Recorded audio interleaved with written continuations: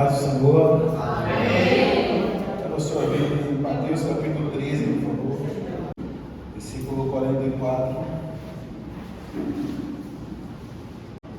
Mateus capítulo 13, versículo 44. Diz assim: o Rei dos céus é como um tesouro escondido no campo.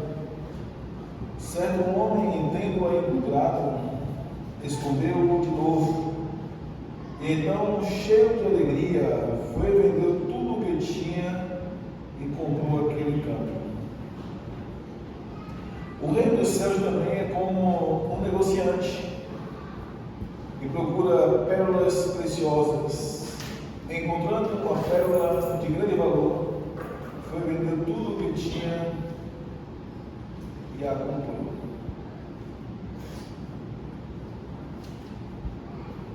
Vamos orar ao Senhor. Feche seus olhos, por favor. Pai Santo, em nome de Jesus Cristo, nós mais uma vez queremos implorar ao Senhor que o Teu Espírito encontre espaço em nossas vidas para nos convencer, para nos dar o entendimento necessário da Tua palavra, Senhor. Que nós possamos contar com o Teu favor divino mais uma vez, segundo a Tua misericórdia. É o que te imploramos e agradecemos em nome de Jesus. Amém, queridos? Pode sentar.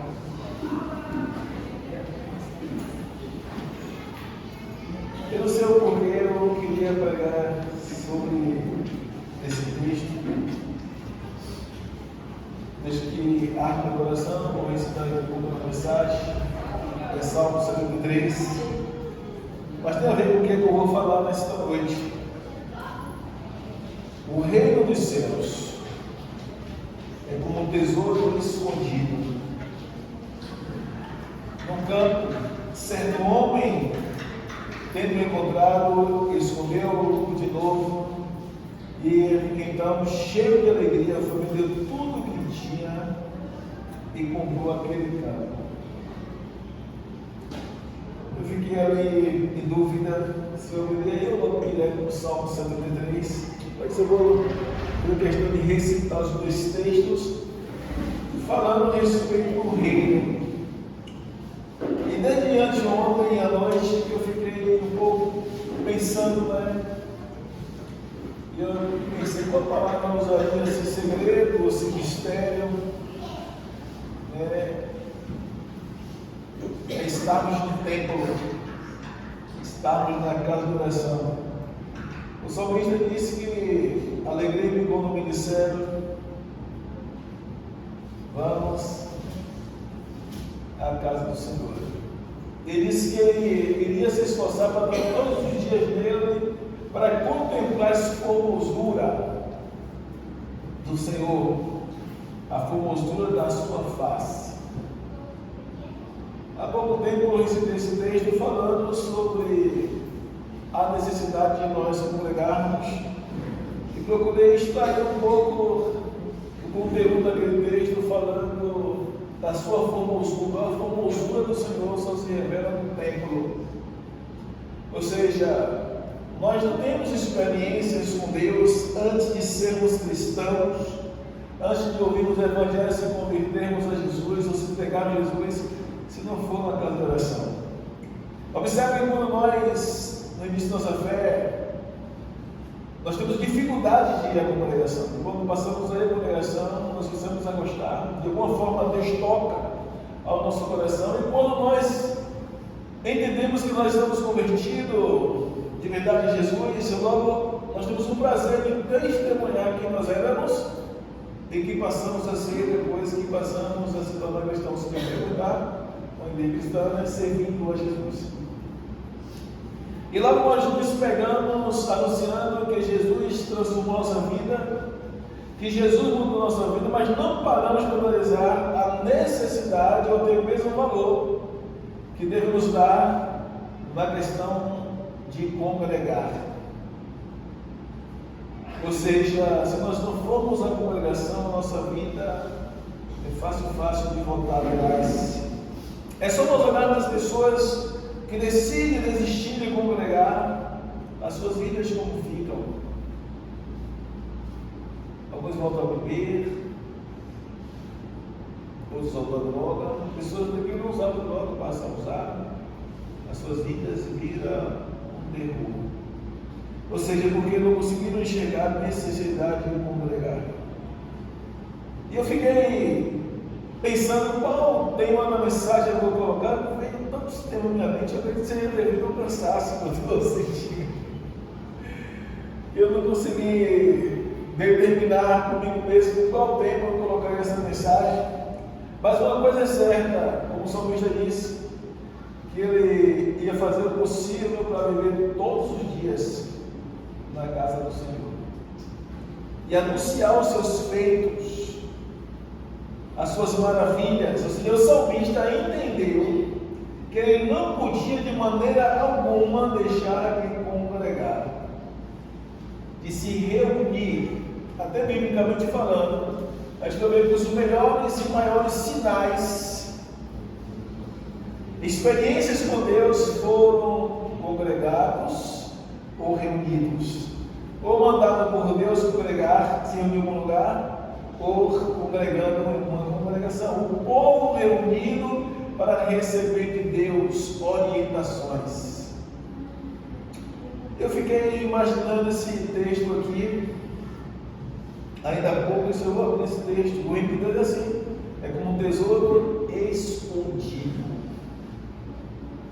Quando nós estamos no mundo, eu falo no mundo, é lá sem fazer uma aliança com Jesus, nós somos pessoas cegas, não conhecemos a Deus, não conhecemos a Jesus, e ainda até hoje nós ouvimos muitas pessoas dizer: você é crente? Eu sou crente. Você é crente por quê? Porque eu creio em Deus. Não congrega, mas eu creio em Deus. E por acreditar em Deus, sem assumir a aliança, o compromisso sério, diz que é cristão. E por causa disso é um ecumenismo terrível na sociedade. Muitas pessoas dizendo ser cristãos sem nenhum compromisso com Cristo, com congregação, e assumem o nome de cristão. Interessante, esqueci o texto agora, isso me faz lembrar de Tiago, capítulo 2, versículo 19. E se as pessoas que dizem que creem em Deus, isso é pouca coisa, porque Deus, o diabo crê. Ele acredita, ele teme e treme. Ou seja, até o diabo é crente. A questão é que o diabo tem aliança com Deus, não é porque acredita, que ele é convertido, não é porque acredita e é servo. Então, quando nós começamos a fazer um paralelo, começamos a procurar discernir em conduta, comportamento daqueles que servem e não servem, até em Malaquias capítulo 3, me fala no versículo 18, que a Bíblia diz: e outra vez vereis a diferença entre o justo e o injusto, o que serve a Deus e o que não serve. Ou seja, outra vez vereis a diferença. Há uma diferença entre aqueles que têm compromisso e aqueles que não têm.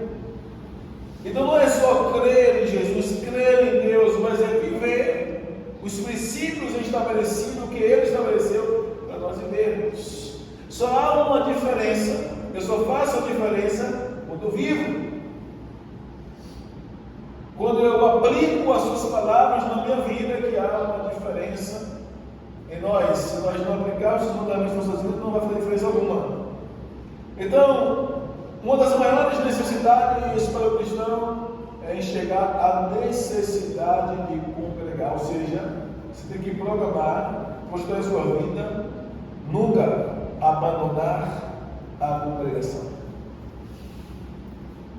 O escritor aos Hebreus, ele disse que nós não podemos de maneira alguma fazer o que alguns estão assumindo esses costumes de abandonar a sua congregação. Eu não quero me referir à questão de pessoas decidir momentaneamente mudar de congregação, né, que hoje virou brincadeira, ou por algum momento soltar e querer sair da congregação. Estou falando de pessoas que não se projetam para o futuro, pessoas que não se decidem para o futuro, ou no futuro permanecer congregados. Ou seja, nós temos que ser sábios o suficiente para nós determinarmos nunca se afastarmos da casa de oração. Não é um momento, não um dia, não um ano, não. Nunca se afastar. Porque é na congregação que nós vamos adquirir forças do divino, milagres, respostas, mudança. Se não for assim, não funciona. É só você analisar um pouquinho e ver aonde você teve mais experiências com Deus, ou aonde você só teve experiência com Deus depois de congregar. No mundo, não teve. Pode ter ser que teve alguém que foi nossa direção e disse: vamos para a igreja e tal. Mas experiência direta com Deus, batismo com o Espírito Santo, sentir a sua presença, ouvir a sua voz só depois de congregados, assumindo a posição de cristão, aí ele pode falar com a gente lá fora. Mas antes de assumirmos, não. Ou quando nós tomamos a decisão de visitar, ou seja, é quando nós entramos nas casas de orações que Deus decide fazer. Aí a gente consegue descobrir um mistério, um segredo de Deus. O que Deus falou para o profeta Jeremias em Jeremias capítulo 18? Quando fala da casa do oleiro, levanta-te, põe de pé, desce a casa do oleiro. Não é o olheiro, é oleiro. E lá eu falarei contigo. Deus estava falando com ele. Não, porque Deus teve a preocupação de falar: vá para a casa de oração. E lá eu vou falar umas coisas contigo. Você consegue perceber o mistério da diferença? Deus poderia continuar falando com Jeremias. A gente não sabe a fundo os conflitos que ele estava passando, pessoalmente falando, mas Deus falou: vá lá para a casa do oleiro. E chegou lá, Deus foi ensinar a Jeremias o que ele pode fazer com a vida de qualquer pessoa, mostrando como o oleiro trabalhava em um vaso de barro com suas próprias mãos, que é uma das coisas mais difíceis no dia de hoje nós compreendemos, e pior ainda, aceitarmos, sermos amassados. Sorte nossa, Deus nos amassar, né? Refazermos. Melhor do que arregar ou deixar quebrado, rachado. Mas Deus mandou ir a casa do oleiro, em linguagem figurativa, quer mostrar para Jeremias o que ele pode e o que ele faz na vida de qualquer ser humano na congregação. Cada um de nós sabemos quando Deus fala conosco, quando Deus fala no nosso coração. Cada um de nós sabemos quando está doendo em nós, quando a palavra vem revelada ao nosso encontro, o quanto dói e que nós não queremos estar ouvindo aquilo. E também sabemos quando Deus está nos consolar. Sorte, muita sorte do profeta Jeremias, Deus falar com ele para ele ir para lá e mostrar ele como deveria trabalhar, ou como ele iria trabalhar em boas nações. É uma coisa que parece um pouco incompreensível, às vezes, Deus permitir que seu povo sofra quando nos obedece a Ele, e ele fica irado, indignado. Na maioria das vezes, Deus fez isso com o seu povo, a ponto de entregar nas mãos dos inimigos para despertá-los, para acordá-los, para se voltar para Deus, porque o ser humano tem uma inclinação muito fácil de esquecer-se de Deus quando está em meio à abundância. O ser humano tem a tendência de, quando não lhe falta nada, esquecer-se de Deus. E esse é um perigo muito grande. Quando nossas contas estão pagas, nós estamos com dinheiro de sobra, nós estamos preocupados com dívidas, nós estamos confortados. De repente, olha para o outro, não precisamos de nada, não precisamos de ajuda. Aparentemente, humanamente falando, aí às vezes nós podemos se inclinarmos mesmo sermos convencidos pelas circunstâncias as quais nós estamos vivendo, achar que nós não precisamos mais de Deus. E muitas vezes é selo de Deus para as nossas vidas, permitir que a gente passe por aperto, situação difícil, para nós não sermos perdidos. Eu lembro que eu encontrei um jovem e eu perguntei: por que você se afastou? Por tempo. Por que você não se reconcilia com Jesus e volta? E ele falou: eu vou voltar. Mas, pouco instante depois, eu ouvi ele conversando com outra pessoa perto de mim. Eu saí de perto, pouco tempo depois, umas horas depois, e eu escutei falando com uma pessoa assim: quando eu comprar um carro, eu não vou parar na cidade. Eu vou viajar todos os finais de semana, eu vou procurar um lugar por aí. E eu não comentei nada, só fiz ouvir, cada meu pensamento: eu não entendo o Senhor, porque o Senhor não permite que pessoas que prosperem. Porque é para ser o contrário, né? Quando eu comprar um carro, eu vou congregar. Quando eu comprar um carro, eu vou estar na casa de oração. Quando eu comprar um carro, eu vou adorar o meu Deus. Não, eu vou viajar. Eu vou para um lugar diferente. Eu fiquei com aquele pensamento: meu Deus, se não tem um carro, já está com esse pensamento, imagina não tiver um carro. O perigo de nós abandonarmos a oportunidade que Deus nos concede de nós estarmos congregados. Observe que Salomão, ele construiu um templo. Até hoje nós ouvimos falar templo de Salomão, templo de Salomão, templo de Salomão, né? Mas o desejo de Salomão também teve no coração do seu pai Davi, de construir o templo, foi para adorar a Deus. A intenção é que Deus ele habitasse naquele templo. E o desejo foi tão grande que chamou a atenção de Deus, que disse que no dia que foram inaugurar, no dia da inauguração do templo, disse que a glória de Deus desceu sobre aquele lugar, de sorte que as pessoas que estavam dentro não conseguiam sair. E as pessoas que estavam fora não conseguiam entrar, porque a glória de Deus tinha tomado aquele ambiente de forma tão extraordinária que as pessoas não conseguiam se locomover. Não é por causa da quantidade de pessoas, porque a glória de Deus tinha tomado aquele ambiente, tanto por dentro quanto por fora. Aí você vai me raciocinar comigo. Deus ficou alegre, e Deus podia manifestar essa glória antes, Deus podia manifestar essa glória depois, Deus podia demonstrar essa glória fora do templo, mas Deus ele manifestou a glória justamente no templo. Para nós aprendermos que há um mistério nos templos. Para nós conseguirmos enxergarmos que nós somos bem-aventurados por nós participarmos das reuniões no templo. Sabe quantas pessoas desejam estar em nosso lugar e não conseguem?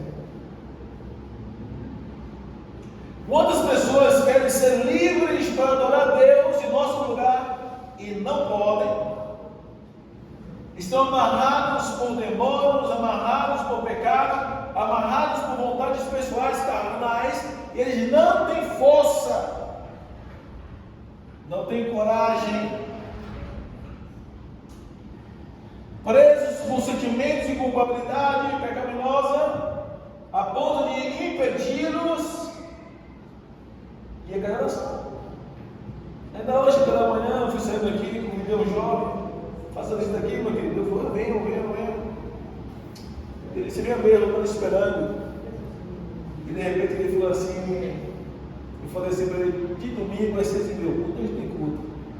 Ele falou assim para mim: eu vou ver um dia que eu não tiver comendo. Vocês entenderam? Que o pecado afasta o homem de Deus? Eu logo, se precisar de orientação, o que ele quer dizer com isso? Já comecei a beber hoje, não dá certo. Não é certo. Eu não posso ir com efeito de alcoolismo para casa de oração. Logo, eu estou amarrado pelo vício, onde me impede de ir à casa de oração. Logo, a sua consciência o acusa, não é certo ir a uma casa de oração onde os crentes se reúnem, mesmo sem entender o que é pecado. Logo, ele é convencido de que não pode vir ou ir a uma casa de oração da forma que estava bebendo. E aqui nós temos que tirar a conclusão. Olha como nós somos bem-aventurados. Olha como nós somos privilegiados de Deus quebrar as cadeias de culpabilidade em nossas consciências, nos tornar pessoas livres, para nós chegarmos, entrarmos, até mesmo alguns de nós escolhermos o dia de cultuar a Deus na casa de oração. Olha o tamanho da liberdade que Deus tem dado para nós. Escolher a hora de entrar, de sair, de adorar, de orar, de buscar, de estar presente. Enquanto muitos desejam, não tem força, a sua consciência o acusa, o pecado o impede, o diabo o amarra, eles não conseguem. Tesouro escondido. Essas pessoas que não conseguem vir, eles não conseguem ver o tesouro que a nós já foi revelado. Jesus, o Filho do Deus Altíssimo, já foi revelado para nós. O Espírito Santo já foi revelado para nós, ou até mesmo já foi dado para nós, a ponto de nos convencermos que sem Ele não há satisfação de viver. Quem tem o Espírito Santo, logo ele não se vê em outro lugar a não ser na presença do Deus Todo-Poderoso. E quando ele não consegue alcançar algo que ele quer permanecer a alcançar, logo sua alma se abate, se entristece, ele não aceita a situação que nós estamos vivendo. E se der espaço ou ter um momento onde posso derramar, vai chorar aos pés do Senhor e dizer: Deus, a minha vida está um caos, a minha vida está terrível, Senhor, eu não quero viver assim. Eu para mim ser uma pessoa alegre, feliz, satisfeita com a vida, mas eu não consigo. E muitas vezes nós não encontramos um lugar para nós se derramarmos, porque nós nos sentimos incomodados com aqueles que estão a ouvir a nossa oração, o nosso clamor. Ou não é assim? Será que sou eu? Que às vezes eu me encontro em um lugar, ou em lugares que eu queria ter liberdade de expressar o que eu sinto de Deus. Eu me preocupo com Carissa, eu me preocupo com Davi. Se eu já ele aqui começar a chorar, não posso expor o que eu estou sentindo, a angústia que eu estou sentindo, o desespero de alma por querer mais de Deus. Senhor, e se eles ouvirem, tem esperando eu dormir, e mesmo assim não pode gritar, não pode clamar. Ou seja, o desejo de estar mais próximo de Deus, o desejo de querer mais de Deus, esse é o sentimento que o Espírito de Deus promove dentro daqueles que eu tenho. E se nós temos demanda, não queremos perdermos o Espírito Santo. E a única forma de nós entendermos que vamos continuar em pé é se nós continuarmos valorizando e se esforçando para congregar. O resultado das pessoas que deixam de congregar é esfriar. Parou de congregar. Quando a pessoa está sensível à presença e à vontade de Deus, o culto que falta, logo percebe uma diferença enorme. 2 cultos, 3 cultos, já começa a se perceber que está carnal, natural, porque não está sendo alimentado o Espírito com a palavra. E logo tudo é normal, logo tudo é natural, e de repente, se não voltar a tempo, já está ao pé da cova. Aí a gente consegue perceber o mistério de congregar. Eu usei a expressão congregar por lá. Quando nós vamos para um ambiente diferente e que defende os mesmos valores, os mesmos princípios, e que tem o mesmo Espírito, que tem o mesmo Deus, que professa a mesma fé, ou seja, não na congregação de rotina, mas vamos para outro lugar, com pessoas novas na mesma fé, no mesmo Deus, na mesma esperança, usamos a expressão congregar para lá. Mas é algo que nós precisamos entender. Só encontraremos força se nós congregarmos. Só teremos graça se nós congregarmos. E quanto mais de uma forma sábia, pura e madura nós congregarmos, mais forte nós estaremos. Eu tenho que congregar com o intuito de buscar a Deus, de me encher de Deus, da Sua palavra. E essas coisas começam a fluir. Contemplar a formosura do Senhor no santuário é você se permitir ser envolvido com a Sua presença, ouvir a Sua voz e ser cheio da Sua palavra. Agora imagine o Salmo 73, por favor. Salmo 73, nós descobrimos esse tesouro escondido. Foi a nós revelado esse mistério.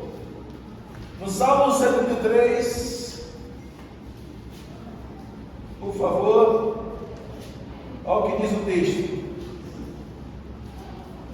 Certamente Deus é bom para Israel, para os puros de coração. Ele começa enaltecendo a Deus e revelando o favor divino em favor da sua vida, por Deus ter poupado de ele não se desviar. Porque em algum momento ele foi ou se permitiu ser ludibriado. A ver as pessoas perversas, as pessoas ímpias prosperarem e ele ficar indignado. E nós passamos por isso muitas das vezes, nós vacilarmos. Diz assim, vou repetir o texto: certamente Deus é bom para Israel, para os puros de coração. Guarde bem esse texto, para os puros de coração. Quanto a mim, os meus pés quase tropeçaram, por pouco não escorreguei-me, pois tive inveja dos arrogantes, quando vi a prosperidade desses ímpios. Eles não passam por sofrimento e têm um corpo saudável e forte. Estão livres dos fardos de todos, não são atingidos por doenças como os outros homens. Por isso o orgulho lhes serve de calor, ou de colar, e eles se vestem de violência. Do seu íntimo brota a maldade e de sua mente transformam maquinações. Eles zombam e falam mais intenções. Em sua arrogância ameaçam com opressão, com a boca arrogam a si os céus e com a língua se apossam da terra. Por isso o seu povo se volta para eles e bebe suas palavras até saciar-se. Eles dizem: como saberá Deus? Terá conhecimento o Altíssimo? Assim são os ímpios, sempre despreocupados, e aumentam as suas riquezas. Certamente foi-me inútil manter puro o meu coração e lavar as mãos da inocência, pois o dia inteiro sou afligido e todas as manhãs sou castigado. Eu tive dito, se eu tivesse dito, falarei com eles, teria traído os teus filhos. Quando tentei entender tudo isso, achei muito difícil para mim, até que entrei aonde? No santuário de Deus. E então compreendi o destino dos ímpios. Quero me pegar só desse texto. Preste atenção nos conflitos desse homem, descendente de Levi, um adorador do Senhor, da tribo escolhida por Deus para louvar. E o mais interessante é que, além de ser separado, escolhido da tribo para adorar a Deus, de repente ele revela que ele pensou em seu coração: será que vale a pena manter o coração puro? Ser íntegro diante dessa geração? Enquanto os perversos, ímpios, as pessoas que maquinam o mal, estão prosperando e eu não chego a lugar algum. Às vezes passa por nossa cabeça que vale a pena continuar servindo a Deus. Será que vale a pena ser pessoa justa de ação perversa, maligna? Será que vale a pena nós continuarmos lutando para ser pessoas íntegras, verdadeiras, sinceras, diante de dificuldade e prosperidade? Será que vale a pena? Às vezes entramos em conflito. Isso é uma coisa natural do ser humano. Normal, isso pode acontecer com qualquer ser humano. Aconteceu isso com Asaf. E não é à toa que Deus deixou escrito.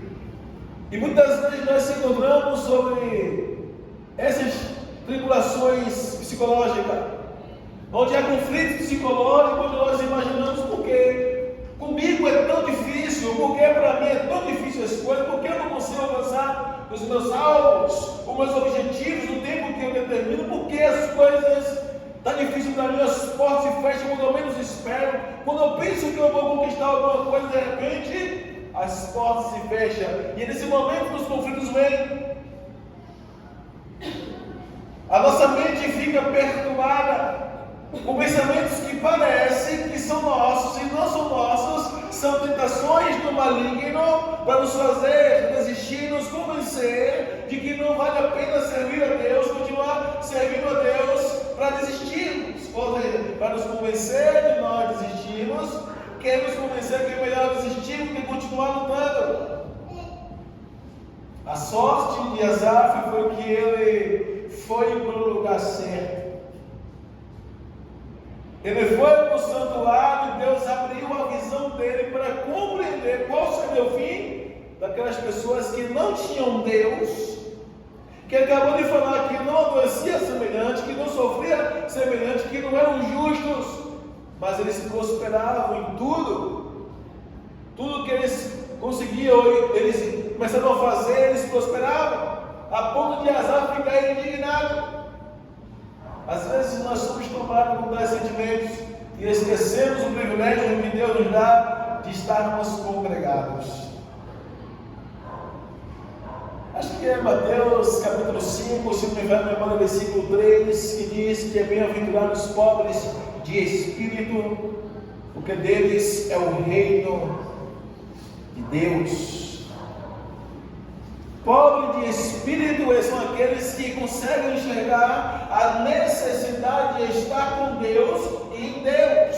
Descobriu o tesouro escondido, compreendeu que não tem como viver sem Ele, e logo percebe e diz para Deus: Deus miserável como eu sou, eu não sou nada, eu não sou digno da tua presença. Por favor, enche-me da tua presença, me ajuda para adoecer em tua presença. Não tire do teu Santo Espírito. Pobre de espírito são aqueles que conseguem enxergar que sem o Espírito de Deus não há satisfação de viver. E são bem-aventurados. Agora imagine só, né? Deus escolher revelar para nós que a maior necessidade do ser humano é ser a casa de Deus, é carregar o seu Santo Espírito. Vocês sabem quantos ricos, milionários, bilionários não tem isso? E o pior, não vão ter? Sabe a multidão deles que não vai encontrar-se com esse Espírito, porque eles têm tudo o que eles quiserem, materialmente falando. Eles não conseguem enxergar que precisam de um Deus para sobreviver, para suprir as suas necessidades, nem tampouco para se humilhar, para prometer alguma coisa, a ponto de negar até mesmo a sua salvação. Ou seja, não querer se preocupar com a salvação da sua alma. E quanto mais culto eles se tornam, ou seja, mais inteligente, mais sábio, mais se aprofunda em conhecimento, mais se afastam de Deus, a maioria deles. Enquanto nós temos o privilégio de, mesmo que momentos de aperto nós passemos, Deus tem nos sustentado a estarmos congregados. Isso é bastante interessante, que a Bíblia diz que nós somos a igreja. Em Mateus capítulo 16, Jesus falou para Pedro: edificarei a minha igreja, e as portas do inferno não prevalecerão contra ela. Além de decretar a vitória da sua igreja, ele falou que ele fica de a sua igreja, eclésias, tirados para fora, comunidade. Comunidade significa grupos de pessoas que se reúnem. É por isso que não existe igreja em casa. Eu acompanho o bispo bispo A, o bispo B, o bispo C, o pastor A, o pastor C, o pastor D. A igreja é considerada o corpo de Cristo. E a reunião desse corpo, ou seja, das pessoas que formam o corpo de Cristo, não pode viver como membros isolados. Quando o membro ele é desvinculado do corpo, ele é cortado do corpo, ele apodrece. E Paulo usa a linguagem figurativa como nós entendemos. Se você arrancar um dedinho seu e deixar fora do seu corpo, ele tem vida sozinho? O que vai acontecer com aquele dedo que foi amputado do corpo? Em linguagem figurativa, não existe igreja, uma pessoa só em casa, só ouvindo pregações. E é por isso que no momento da ceia, Deus, Ele ama se revelar para a sua igreja. Uma unção específica, uma maior unção, muitas vezes, na ceia. Porque é o momento que é usada a expressão onde diz, quando a igreja se reúne. Ali há sinais, ali há profecia, ali há visões, no meio do povo reunido, congregados. Observe se Deus ele não gosta mais de se manifestar ou manifestar o seu poder em Santa Ceia ou em retiro. Retiro, você se retira da cidade, da comunidade, se retira do meio dos ímpios e você vai com o intuito, com a intenção de quê? Se encontrar com quem? Com Deus. E é por isso que uma graça, meu Deus, que você se separou. Você vai se reunir com aquele povo que professa a mesma fé, que busca o mesmo. Eu imagino Deus olhando o seu sublime trono e vendo o esforço daquele povo. Eu vou me encontrar com o meu Deus. Nós vamos sair da cidade com o intuito de nós encontrarmos com o nosso Deus. Lá eu vou buscar e vou receber de Deus algo que Deus já preparou para mim. É isso que é retiro. Quando você se retira, vigília. É para você vigiar. E aí há uma manifestação da glória de Deus diferente. Então uma pessoa que tem um certo discernimento, uma visão espiritual, nunca vai querer estar fora de retiro, de vigília, de Santa Ceia, porque é um momento específico, hoje momentos específicos de Deus quer revelar a sua glória para o seu povo. E adquirimos novas experiências com Ele. Retiro, vigília e Santa Ceia não é lugar de ausência para aqueles que professam a fé em Cristo. É lugar de você lutar com todas as suas forças, dizendo, não aconteça o que acontecer, haja o levante que houver, eu vou estar presente. Eu não vou de maneira negligenciar a minha maior necessidade de congregar com o povo de Deus, reunir na presença do Deus vivo, para que eu receba graça, força a permanecer com Ele. Qualquer crente que, independente de circunstâncias, não que é fácil para ninguém, independente de qualquer circunstância, que se ausenta de retiro, de vigília, de Santa Ceia, é um perigo muito grande. O maior perigo, ou os maiores perigos da vida do cristão, é quando se ausenta desse momento, porque é o momento onde Deus se revela. Se você ler Lucas capítulo 24, versículo 49, o próprio Jesus chamou os discípulos e disse, eu vos envio a promessa de meu Pai. Em Atos dos Apóstolos, capítulo 1, do versículo 1 até o versículo 8, vou citar só o versículo 8, do 1 até o 8, diz que Jesus ficou um período de 40 dias instruindo os discípulos acerca de tudo que eles deveriam fazer concernente ao reino. Instruiu, ensinou, ficou por espaço de 40 dias ensinando os discípulos tudo que deveriam obedecer, e depois o versículo diz, olha, mas vocês fiquem aonde? Em Jerusalém. Vocês vão ter que se reunir exatamente naquele lugar. Até que no alto vocês sejais revestidos de poder, porque há de ser que há de descer sobre vós a virtude ou poder do Espírito Santo, e sereis minhas testemunhas, Judeia, Samaria e até os confins da terra.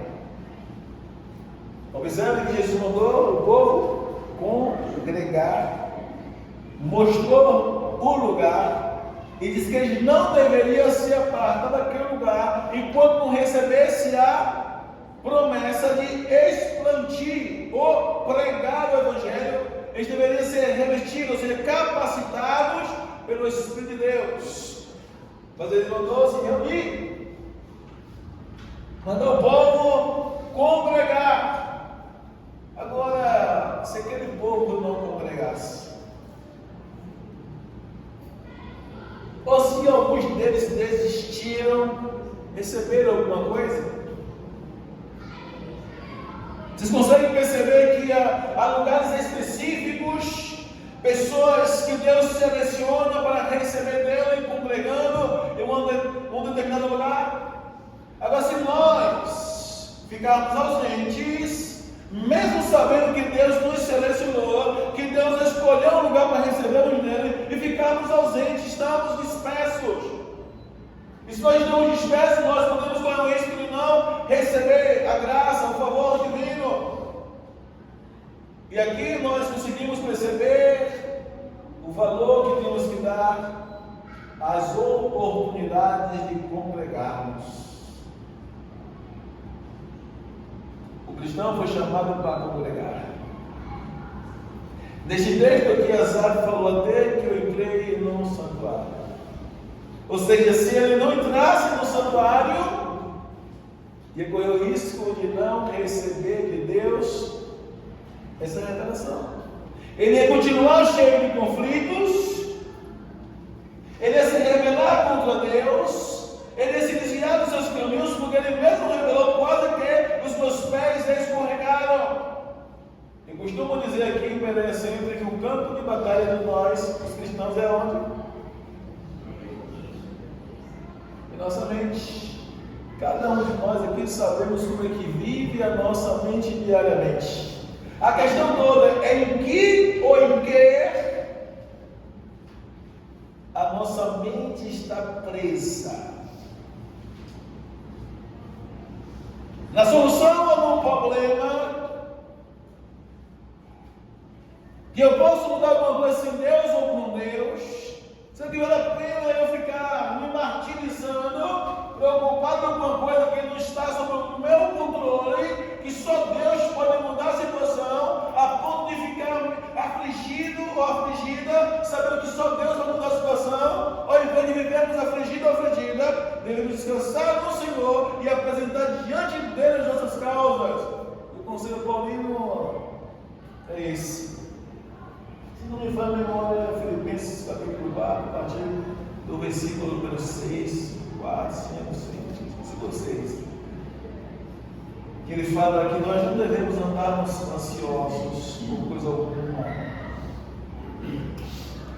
A palavra ansiedade significa excesso do sentimento em pessoas ansiosas. Ansiedade é o sentimento que sobrecarrega pessoas ansiosas por extremo, excesso, a ponto de mexer com a mente, o coração ficar disparando. É uma besteira para resolver. É um recibo que eu pagar no mercado ali. Eu tenho que ir no mercado para o meu trabalho. Meu Deus, pagar o recibo para o meu trabalho. Meu Deus, o recibo do trabalho. Meu Deus, o coração disparou. Eu tenho que. Para que essa agonia? Em vez de estar pensando, eu vou lá para o ali, agora vou para o trabalho. Não, fica pensando, parado, o corpo parado, o coração blum, blum, blum, blum, blum. Quando a Bíblia fala que nós não devemos andar ansiosos por alguma, está falando, não seja uma pessoa desesperada, desequilibrado emocionalmente falando. Não se permita que a ansiedade lhe domine, lhe controle a ponto de você ficar perdendo as primeiras da sua vida emocional. Aí o conselho é: apresente as suas causas diante de quem?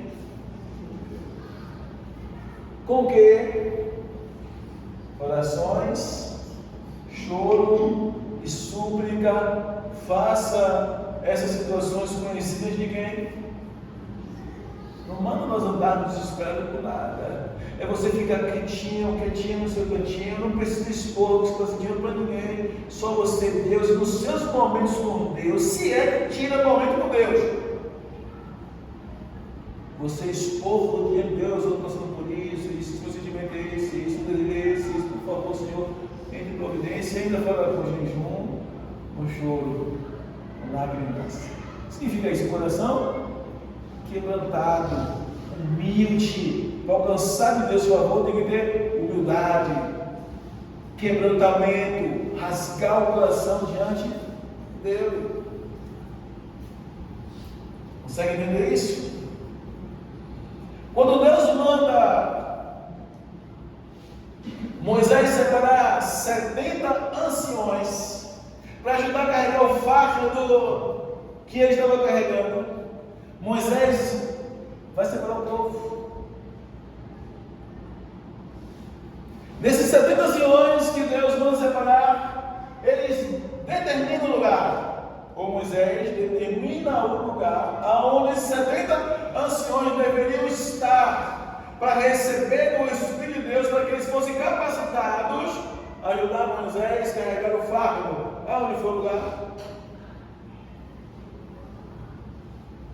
Cadê os obedientes?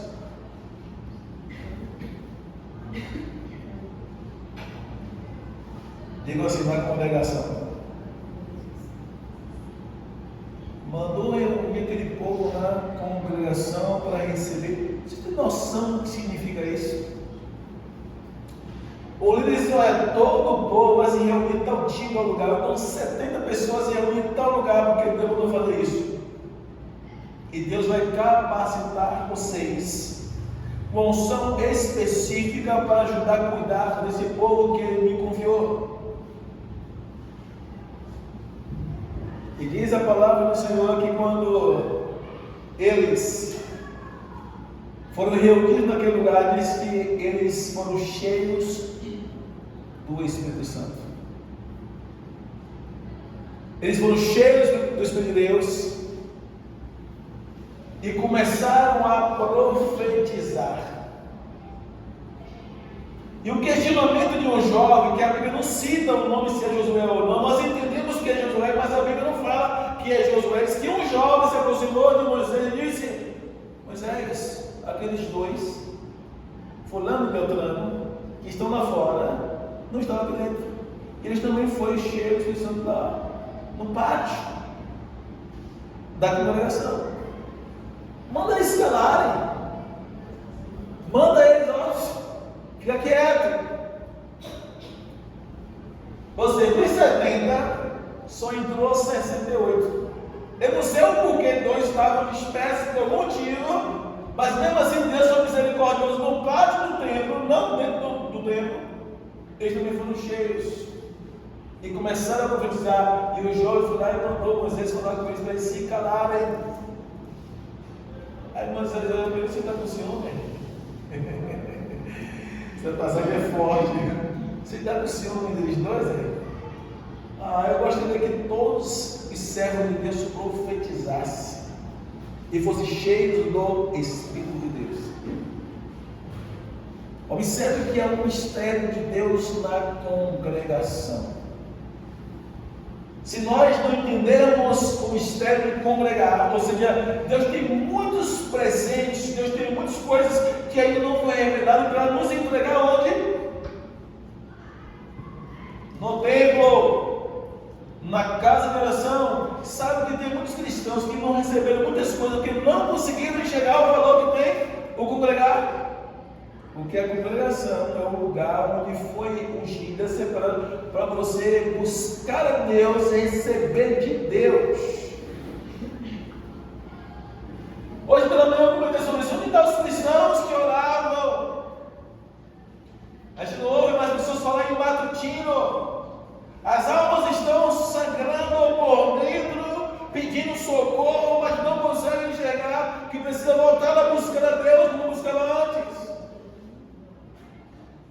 desesperados, sem força para buscar o Senhor.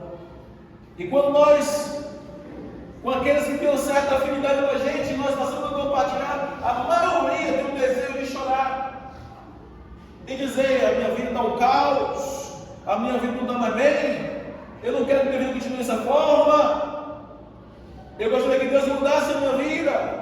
E na verdade, o que nós precisamos fazermos é voltar para a posição de intimidade.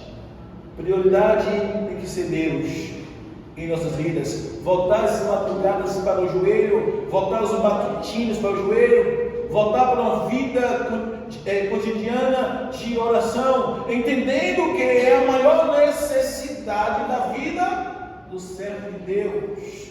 Equiparou as visões, equipar as revelações. E que Deus não manifesta sua glória no meio do seu povo, como ele agia antes. Porque Deus não vai grandes coisas no nosso meio. E uma das coisas que precisamos entender é que quando nós se levantamos, vai ter levantes, tem críticas, e a maioria das pessoas se abatem quando há levante e crítica do que não fazer. Vou fazer isso, fulano critica, eu não vou fazer mais. Meu Deus, que não concordo, eu não vou fazer mais. É o pior erro. Eu tenho que continuar. Eu tenho que buscar.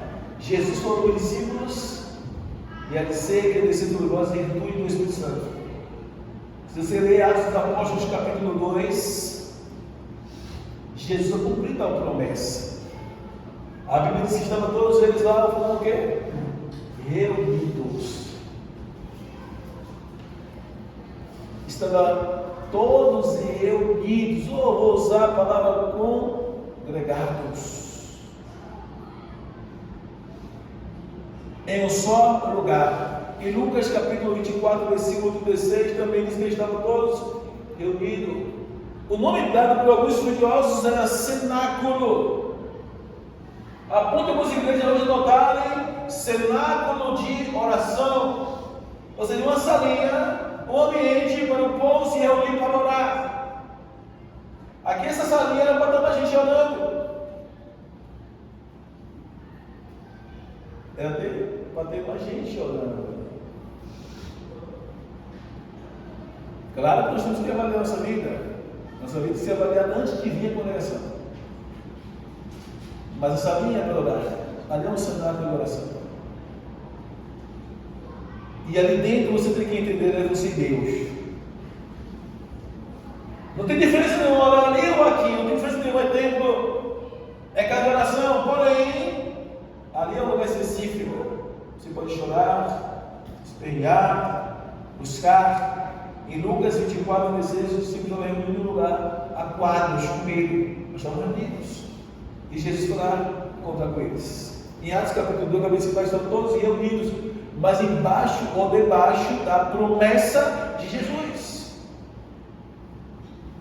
E por eles obedecerem a ordem de Lucas 24, 49, você envia a promessa para eles neste texto, de Atos capítulo 1, versículo 8, agora eles estão lá em Jerusalém, exatamente na data que Jesus tinha deixado, reunidos para receber o cumprimento da promessa de Joel, capítulo 2, versículo 28, mas estavam congregados, reunidos como igreja, como crentes na pessoa de Jesus, para receber a promessa de Deus, a qual Jesus tinha designado eles naquele lugar. E reunidos naquele lugar, a Bíblia diz que de repente, vocês conseguem entender a palavra de repente? Um mover rápido. Acreditavam na promessa, mas não sabiam que havia um poder, um mover tão extraordinário. Rápido, que de repente, como um vento veemente, tomou o ambiente e encheu todos que estavam assentados. O que me chama a atenção é que diz que foram repartidas línguas como de fogo e repousavam sobre cada pessoa que estava presente naquele lugar, e cada um falava conforme o Espírito lhe concedia que falasse. Os ignorantes que se acham intelectuais ainda abrem a boca para dizer que não existem línguas estranhas, só existe língua estrangeira. Eles acreditam na formação acadêmica, humanamente falando, e desacreditam no próprio poder do divino, que Deus pode usar pessoas para falar em qualquer idioma, ou até mesmo em línguas estranhas, que não é estrangeira. Vamos provar isso em Atos capítulo 10, quando Pedro chegou na casa de Cornélio, eles falaram em outras línguas. E depois Pedro vai lá, convidado pelos magistrados, as autoridades da igreja. No concílio diz que eles receberam somente os dons que eles tinham recebido anteriormente falando, dons espirituais. Não foi dom de capacitação acadêmica ou idiomas terrenos. Deus tem o poder de falar em línguas estranhas e traduzir línguas estrangeiras. Deus tem o poder de falar em qualquer língua, tanto estranha quanto a língua. Deus é o dono da língua, Ele formou a língua, Ele formou a boca. No capítulo 11 de Gênesis, diz que o povo, todos os povos que estavam ali, falavam uma só língua, um só dialeto, um só idioma. E decidiram construir uma torre que alcançasse o céu. E Deus diz: desçamos e confundamos suas línguas. Aí Deus distribuiu dialetos, idiomas diferentes, a ponto de um não conseguir mais se comunicar com os outros. Agora imagine, você fala em português, de repente Deus toma você em hebraico no meio do povo que fala português, você tenta falar português, todo mundo consegue. Você já sei. Você é uma pessoa estranha. Nunca mais você voltar para a sua linguagem materna. Não é estranho? E por isso foi que dispersou aquele povo. E dá para nós entendermos que quando Deus faz isso, agora nós enxergamos que existem vários dialetos, idiomas, porque Deus fez isso. E se Deus tem o poder de formar, dar novas línguas, novos dialetos, novos idiomas, há pessoas que nem existiam na nossa terra, com a intenção de dividir ou dispersar eles. Imagina dar um nome de língua estranha. E quem fala línguas estranhas, direcionado pelo Espírito de Deus, sabe que edifica.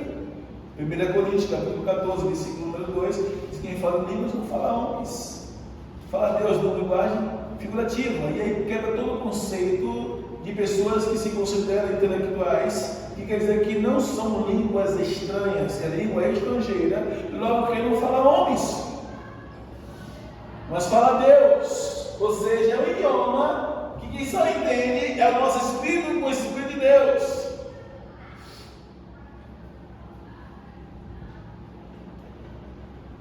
É bom para essas pessoas rasgarem as Bíblias ou se converterem de novo.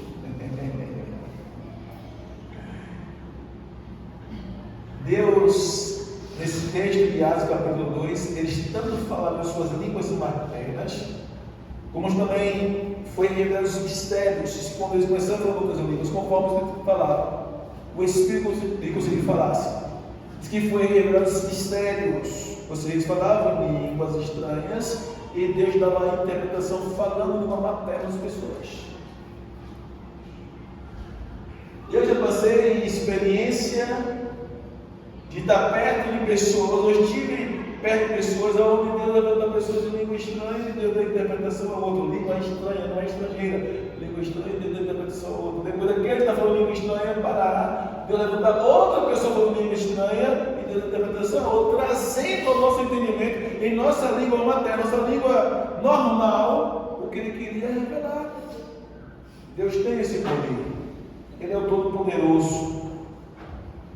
Mas eu gostaria de enfatizar para os irmãos que Deus, Ele cumpriu sua promessa que eles estavam o quê? Congregados. A igreja não pode perder essa oportunidade de estarmos congregados.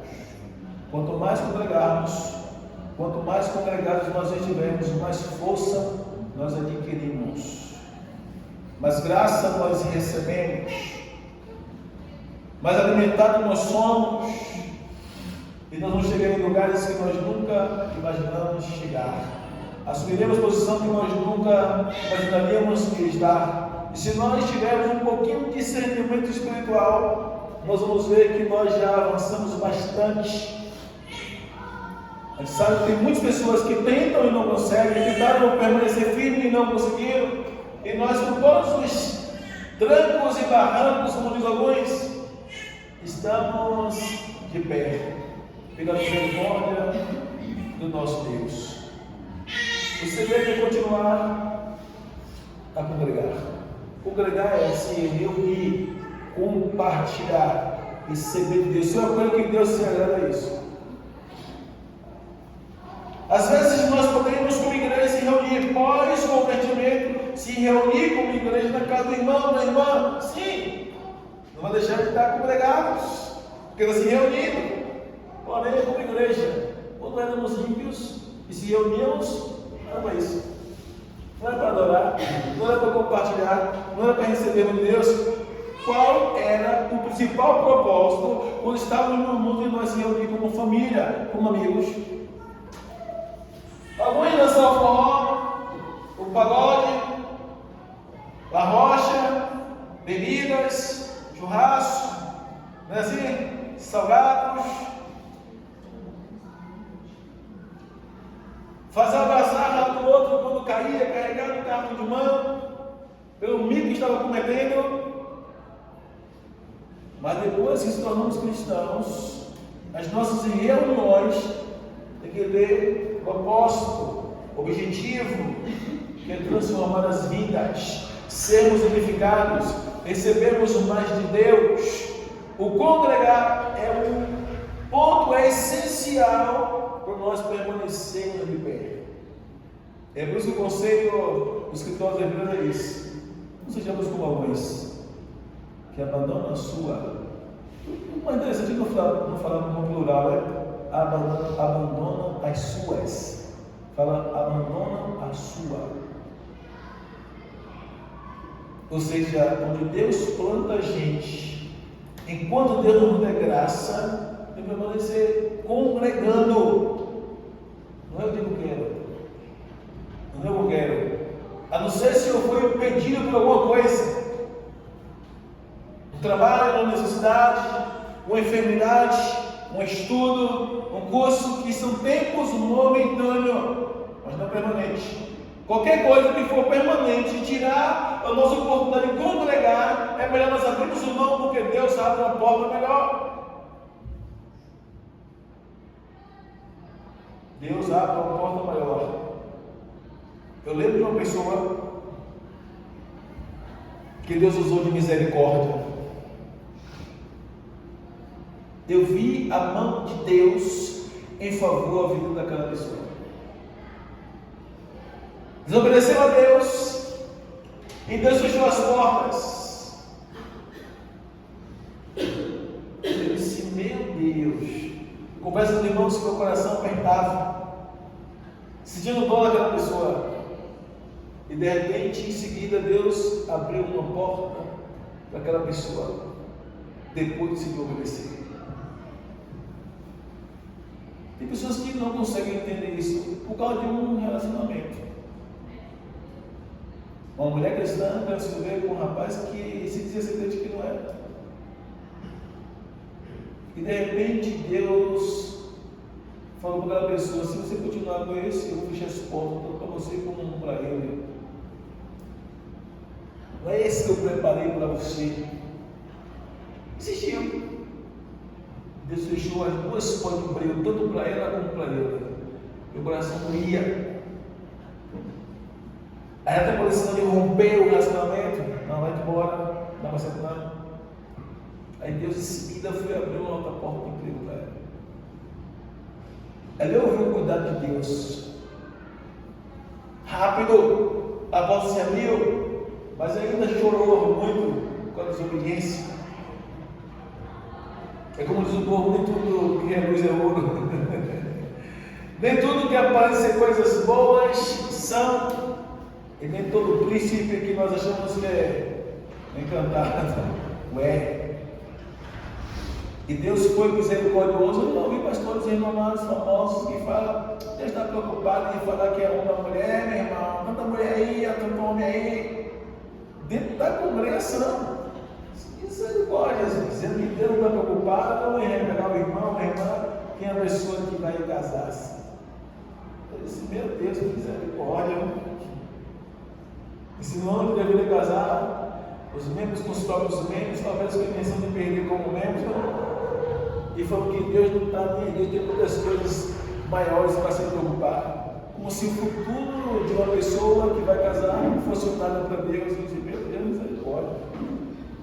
O pastor tem que exemplo ante a nação, falando uma baboseira dessa em rede nacional. Nós temos que ter muito cuidado com isso. Mas o congregar é o essencial. Eu tenho que congregar. As maiores manifestações do poder de Deus está quando nós estamos congregados. Que nós estamos congregando, quando nós estamos se reunindo como igreja, é onde Deus manifesta a sua glória. O cristão que deixa de congregar, ele deixa de usufruir, de ser participante de novas experiências.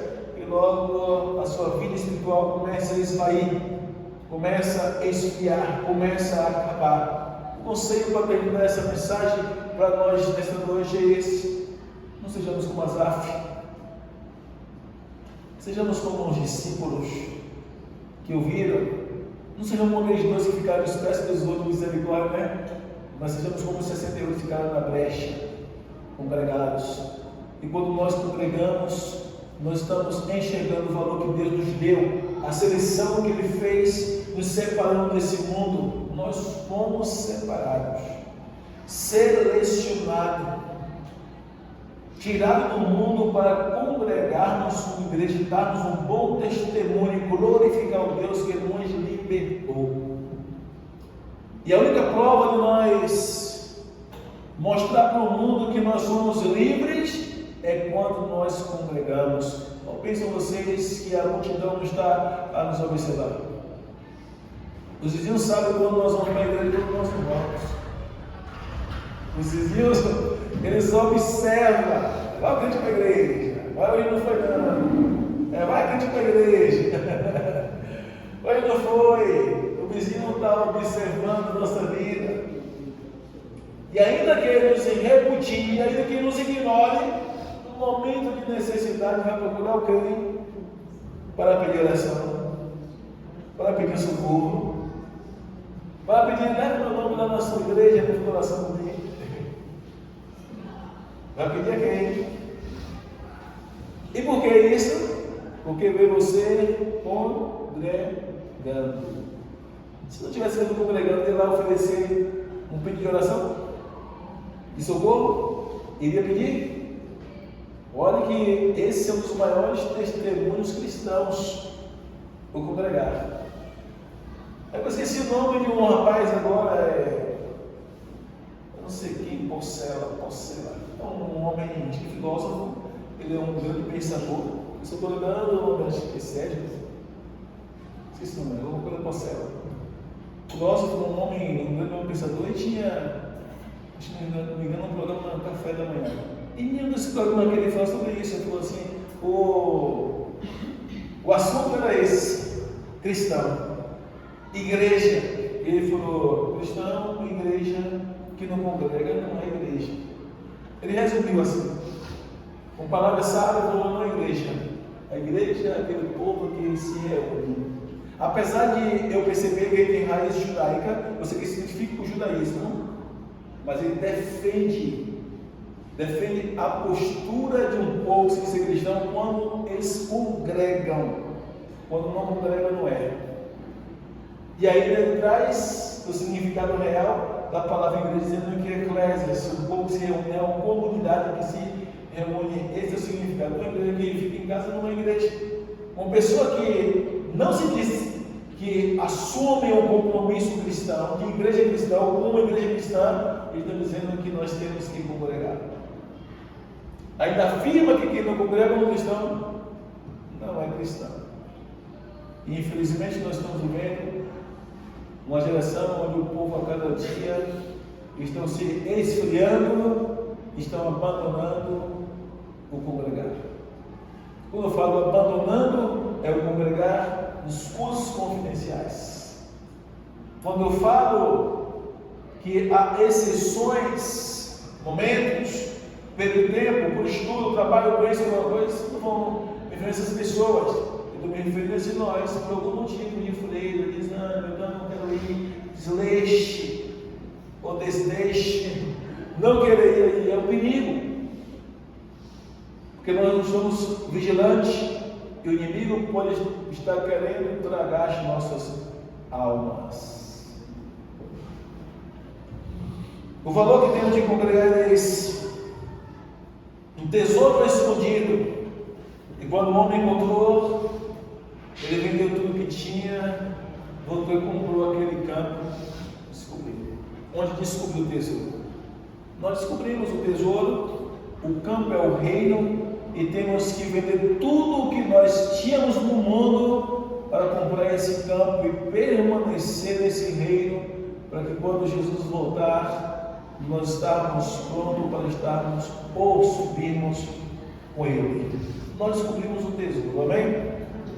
Esse tesouro é Jesus Cristo, é o Espírito Santo, é o nosso Deus que nos deu a nossa salvação e nos deu o privilégio de nós congregarmos. Amém, queridos? Quero ensinar a mensagem desta noite: congregar. Grave isso, congregar. Eu tenho que congregar, eu tenho que estar na congregação, eu preciso estar presente todo o tempo que eu puder, eu tenho que estar congregando. E é isso que vai me fortalecer, é isso que vai te fortalecer, é isso que Ele nos vai fortalecer. Pelo contrário, nós não conseguimos ficar.